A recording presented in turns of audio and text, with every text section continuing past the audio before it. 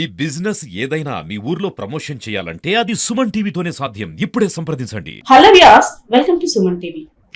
వేసవి మొదలైపోయింది. పెద్దోళ్ళని ఎండల వేడికి తట్టుకోలేక నానా అవస్థలు పడుతున్నాం. మరి ముఖ్యంగా చూసుకున్నట్టయితే చిన్నపిల్లల సంగతి ఏంటి? వేసవిలో చిన్నపిల్లల పట్ల ఎలాంటి జాగ్రత్తలు తీసుకోవాలి? చిన్నపిల్లలకి ఇచ్చే ఆహారంలో ఎలాంటి మార్పులు చేసుకోవాలి?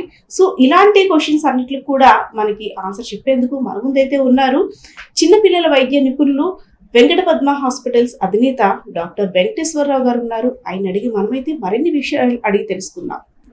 డాక్టర్ గారు నమస్తే అండి. వేసవి మొదలైపోయింది. సో చిన్నపిల్లలు తినే ఆహారంలో తల్లిదండ్రులు ఎలాంటి జాగ్రత్తలు తీసుకుంటే వేసవి నుండి విముక్తి పొందగలరు చిన్నపిల్లలు? అంటే మనకి సమ్మర్లో అంటే పిల్లలు వర్సెస్ పెద్దవాళ్ళ కింద మనం కన్సిడర్ చేస్తే పిల్లల యొక్క సర్ఫేస్ ఏరియా, చర్మం యొక్క సర్ఫేస్ ఏరియా పెద్దవాళ్ళ కంటే 1.5 రెట్లు ఎక్కువ ఉంటుంది. అంచేత ఒకే వాతావరణంలో పిల్లలు, ఒకే వాతావరణంలో పెద్దలు ఉంటే పిల్లల నుంచి పోయే చెమట రూపంలో దాన్ని ఇన్సెన్సిబుల్ వాటర్ లాస్ అంటారు, కనబడని వాటర్ లాస్.